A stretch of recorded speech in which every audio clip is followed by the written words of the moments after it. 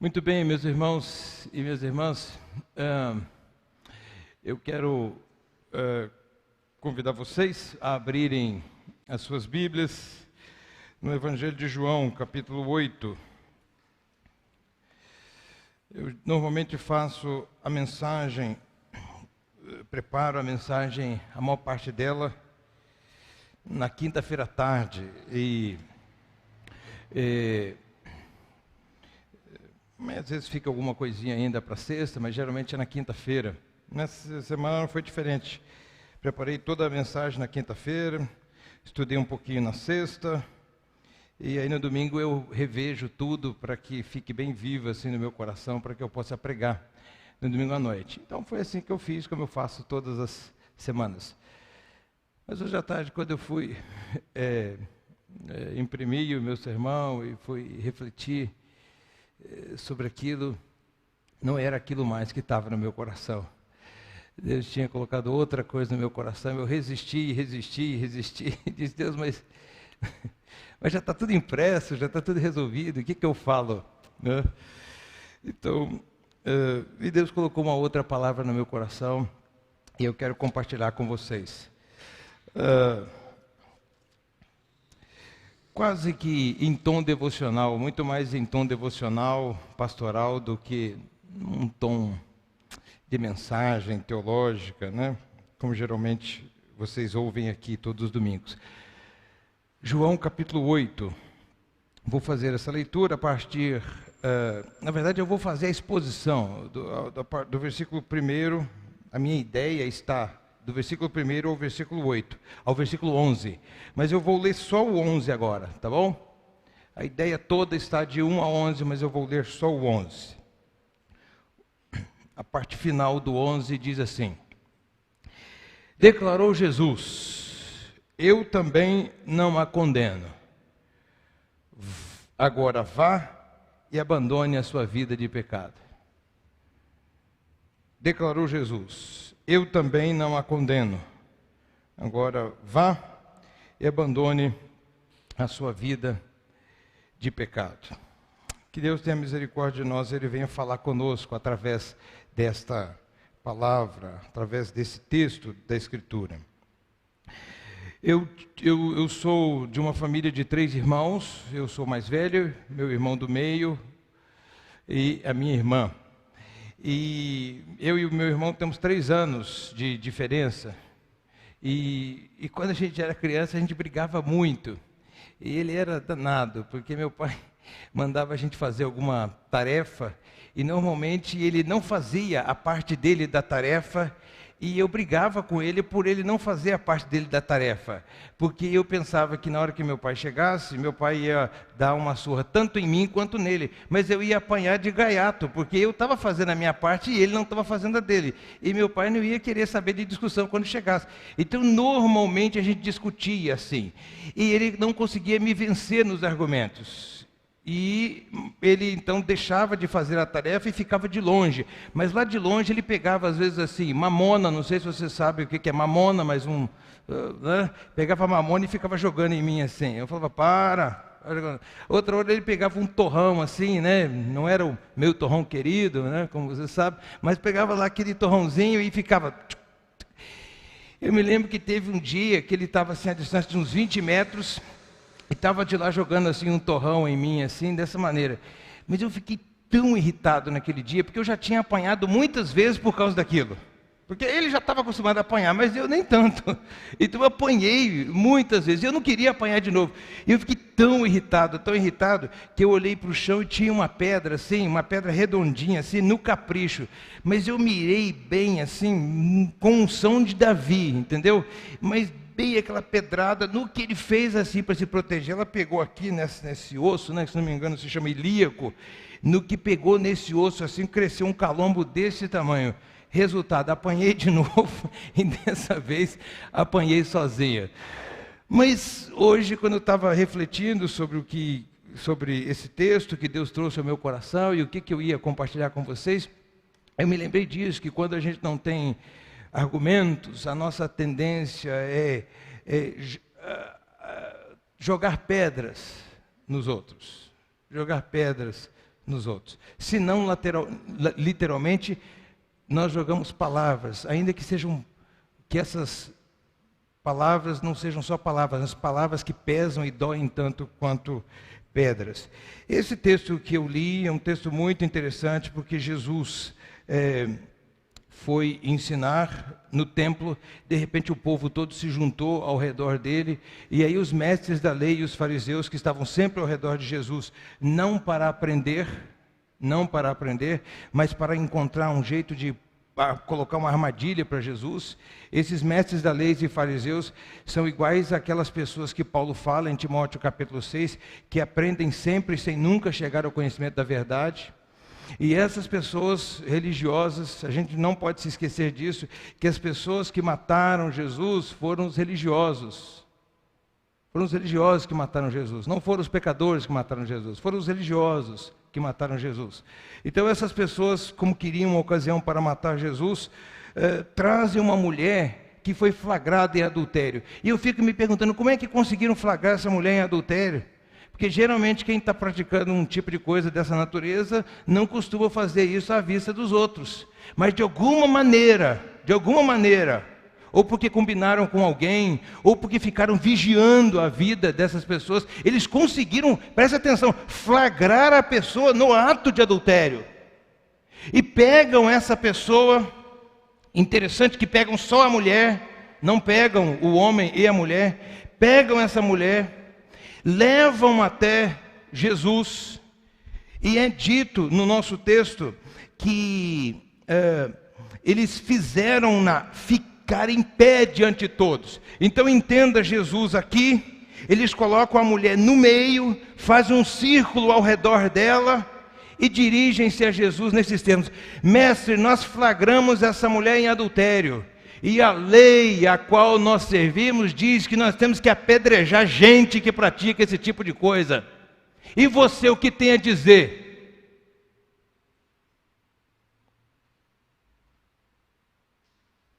E aí João vai dizer o seguinte, que essa pergunta era uma armadilha. Esses homens não estavam preocupados com aquela mulher. Esses homens não estavam preocupados com o reino de Deus. Esses homens não estavam preocupados com o amor. Esses homens não estavam preocupados com nada além do que os seus egos inflados de religiosismo sem vida. Diz o texto que eles fizeram essa pergunta como uma armadilha para Jesus. Aí Jesus, aparentemente Jesus estava em pé, é dito que Jesus se abaixou e começou a escrever no chão. Você não fica curioso para saber o que Jesus estava escrevendo no chão? Será que Jesus escreveu assim: sumam daqui corja de gente que não tem misericórdia? Ou será que Jesus estava escrevendo no chão: a graça de Deus vai triunfar, o perdão de Deus vai triunfar, o amor de Deus vai triunfar? Eu não sei o que Jesus estava escrevendo no chão, mas o fato é que ele não quis dar ouvido para aqueles homens que estavam falando ali. E a mulher continuava ali em pé. Imagine você, em que trajes essa mulher estava ali? Com que semblante essa mulher estava ali? E ela continuava ali em pé. E a multidão enfurecida, rindo, debochando. Vai ser hoje. Como eles não pararam de perguntar: e você, Jesus, o que você diz? Vão apedrejar ou não? Porque Jesus está o tempo todo falando do amor de Deus, falando do amor ao próximo. E aí, vamos apedrejar ou não? Se Jesus manda apedrejar, fala assim: ué, mas você não fala do amor a Deus e do amor ao próximo? E se Jesus não manda apedrejar, fala assim: ué, mas então você está indo contra a lei? Então não tinha saída, era uma emboscada. Aí Jesus, com a sabedoria que lhe era peculiar, se levanta e fala assim: quem não tiver pecado, que atire a primeira pedra. Quem aqui não for inadequado em algum nível, quem aqui nunca errou, quem aqui nunca se sentiu em débito com Deus e com as pessoas, que atire a primeira pedra. E aí a cena é linda, porque as pessoas começaram a tomar consciência do poder daquelas palavras. E claro, as pessoas mais velhas com um alto, supostamente, né, tem é para ter pelo menos um nível de consciência mais apurado. Diz que a partir dos mais velhos, eles começaram a soltar as pedras. Cada um tinha uma, duas, três pedras em suas mãos. Eles começaram a soltar as pedras e deixar as pedras no chão e se afastar. E todos eles foram deixando as pedras no chão, deixando as pedras no chão, deixando as pedras no chão. E eu quero que você imagine a cena aqui agora. Ao redor daquela mulher tem um monte de pedras no chão. Todas aquelas pedras foram deixadas no chão. E Jesus continuava ali abaixado, escrevendo, Deus sabe o quê? Essa é uma das perguntas que eu vou fazer para ele quando eu chegar lá. O que você estava escrevendo naquele dia? Me conta.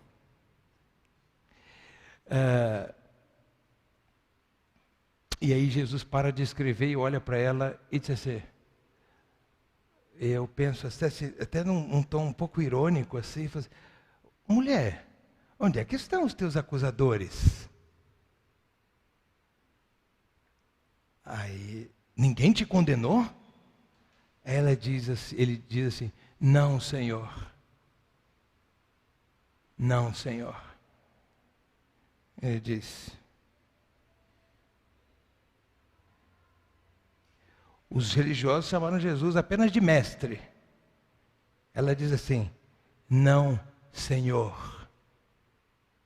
E aí Jesus pronuncia essas palavras. Eu também não a condeno. Agora vá e abandone a sua vida de pecado. O que esse texto está me ensinando aqui para a gente?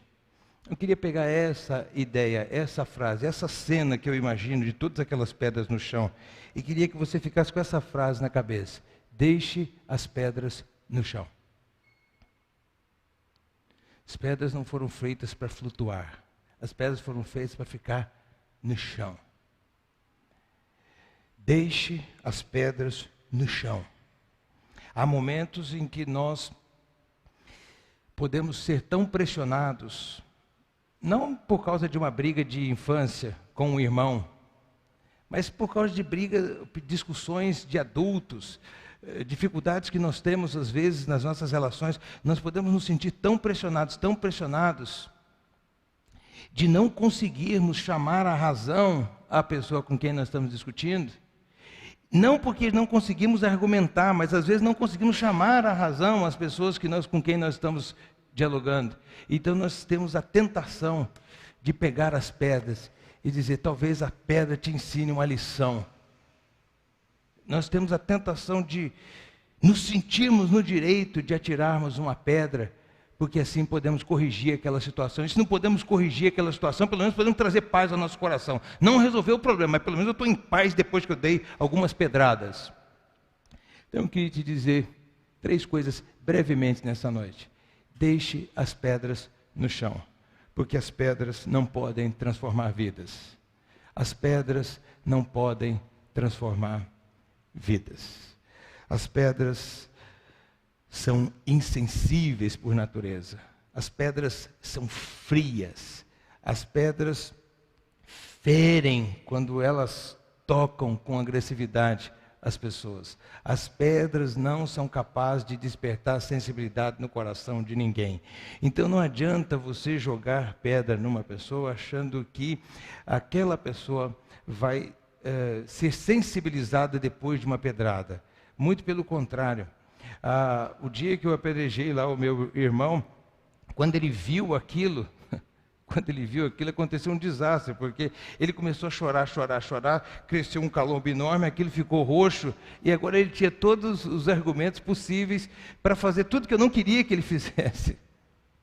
Ele não se tornou sensibilizado por causa da pedra, ele se tornou vingativo por causa daquela pedrada que ele tomou.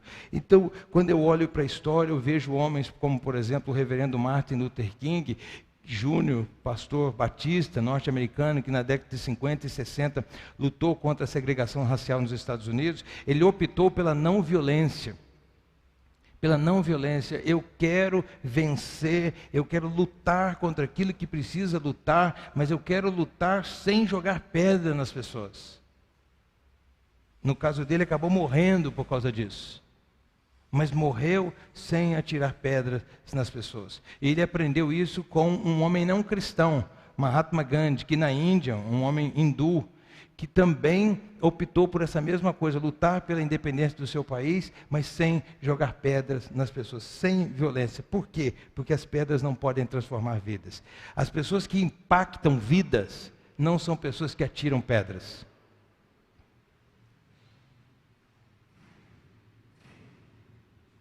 As pessoas que impactam vidas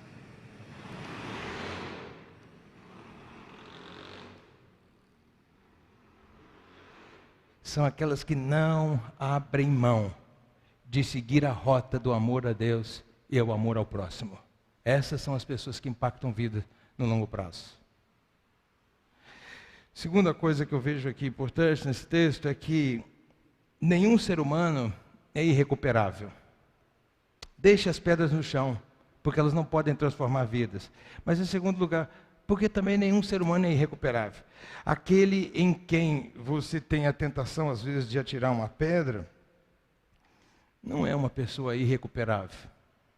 Assim como você não é, ou assim como você não foi. Há momentos na nossa vida que nós nos deparamos com pessoas no nosso ambiente de trabalho, às vezes no nosso dia a dia, e às vezes em algumas relações, nós nos deparamos com pessoas assim, tão pequenas, tão mesquinhas, tão bestializadas, tão cruéis, tão imbuídas do espírito do anticristo, que nós achamos que esse tipo de pessoa é uma pessoa irrecuperável. Mas não é. É maravilhoso, eu já ensinei isso aqui para vocês várias vezes. Dizer o seguinte: eu sou um filho amado do Pai. É isso que define a minha identidade. Eu sou uma filha amada do Pai. Isso é muito bom, nós nos sentimos confortados quando nós dizemos isso, porque nós somos filhos amados do Pai. Mas aquele ser humano que na sua visão é o mais desprezível que você já conheceu, ele também, ela também, é uma filha amada do Pai. Não existem pessoas irrecuperáveis para Deus. Com isso, eu não estou dizendo que todas as pessoas serão salvas no final das contas. Eu quero dizer que não existem pessoas das quais Deus desistiu. Existem pessoas que recusam tanto o amor de Deus, que chega um momento que elas não conseguem mais desejar Deus. Mas Deus não toma a iniciativa de dizer: você, para mim, é uma pessoa irrecuperável. Você não é digno do meu amor. Então deixe as pedras no chão. Quando eu olho para o apóstolo Paulo, em Atos capítulo 7, você vai ver que o Estevão, um diácono da igreja, um jovem, está sendo apedrejado. E ali naquele momento está o apóstolo Paulo, naquele momento chamado de Saulo, antes da sua conversão, que só vai acontecer em Atos capítulo 9, e ele poderia evitar aquele apedrejamento, mas ele não evita aquele apedrejamento. Muito pelo contrário, ele fica ali segurando as roupas e os pertences das pessoas, enquanto elas apedrejam o Estevão. Depois, 2 capítulos depois, nós vemos Paulo passar por uma transformação extraordinária. E Deus usou a vida de Paulo, o maior algoz da igreja naquele momento, para ser um dos maiores homens da história do cristianismo. Não existem pessoas irrecuperáveis. Então deixe as pedras no chão. É óbvio que às vezes você está na convivência com pessoas difíceis de conviver. E aí o próprio apóstolo Paulo vai dizer o seguinte, escrevendo a Timóteo, capítulo 4, segunda carta: Timóteo, toma cuidado com Alexandre o ferreiro, porque ele nos causou muitos males e resistiu em muito às nossas palavras. Então fique longe do alcance do punhal do Alexandre ferreiro, porque esse camarada vai te fazer mal. Mas isso não quer dizer que ele seja uma pessoa irrecuperável. Tanto é que o apóstolo Paulo diz assim: que Deus lhe trate segundo as suas obras, tanto as dele quanto as de Deus. Então deixe as pedras no chão, porque as pedras não podem transformar vidas. Nenhum ser humano é irrecuperável. Em terceiro e último lugar, porque ninguém atira uma pedra e permanece em paz. Que arrependimento eu senti aquele dia, depois que eu joguei a pedra no meu irmão. Eu devia ter uns 8 anos de idade e ele 5, 6 anos. Que arrependimento que eu senti. Eu tinha tanta convicção que a melhor coisa a fazer era apedrejá-lo, que eu apedrejei. Mas o apedrejamento, aquela pedra que eu joguei nele, não trouxe paz para mim. Me trouxe culpa, me trouxe tristeza. Porque ninguém atira uma pedra em quem quer que seja e fica em paz. Por isso que ninguém ousou apedrejar aquela mulher naquele dia. Veja que Jesus não disse assim, que os fariseus estavam errados. E nem disse que a mulher estava correta. O que Jesus disse foi o seguinte: quem não tiver pecado, que atire a primeira pedra. Veja a sabedoria de Jesus.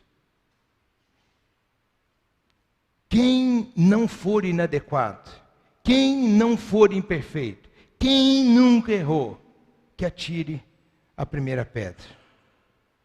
Quem não tiver, em outras palavras, quantas vezes você já esteve numa situação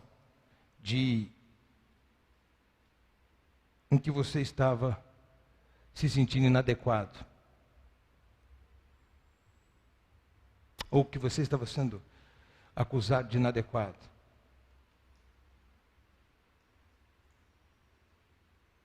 Jesus está nos convidando a nos colocarmos no lugar daqueles que são inadequados. E está dizendo, reflita e exerça misericórdia. Somente pela graça de Jesus nós podemos agir assim. Reflita, reflita. Aqueles homens refletiram e deixaram as pedras no chão e foram embora. E Jesus disse para a mulher: onde estão os teus acusadores? Ninguém te condenou? Não, Senhor. Então vá em paz e abandone a sua vida de pecado. Eles refletiram e deixaram as pedras no chão. Você também reflita e abandone a sua vida de pecado. Deixe as pedras no chão. Acho interessante que Jesus é colocado na Bíblia como a pedra, né? Mas não é uma pedra que a gente usa para acertar os outros. É uma pedra na qual a gente se apoia. Então apoie-se nessa pedra. E deixe o resto com ele. Ai daquele, ai daquela, sobre quem essa pedra que é Jesus cair. Que Deus tenha misericórdia de nós. Amém. Meus queridos irmãos e irmãs, nós vamos cantar